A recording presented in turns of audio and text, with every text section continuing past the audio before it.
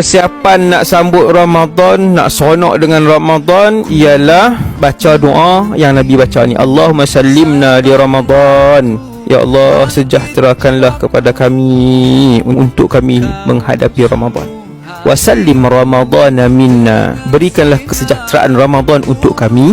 Kesejahteraan yang ada dalam Ramadan tu bagilah untuk kami ya Allah nanti. Wa tasallamhu minna mutaqabbala. Dan terimalah ibadah Ramadan daripada kami dengan sebenar-benar penerimaan. Doa ni boleh tulis lekat di dinding, baca hari-hari sebelum sampai Ramadan. InsyaAllah Allah Ta'ala bagi seronok nak sambut Ramadan. Doa ni insyaAllah yang Nabi baca ni untuk Allah Ta'ala lancarkan ibadat kita dalam Ramadan. Allah dorong hati kita, masa, tenaga kita, fizikal kita untuk beribadat dan kebaikan dalam Ramadan. InsyaAllah dengan doa ni Allah Ta'ala jadikan kita ikhlas untuk melakukan ibadat dalam Ramadan.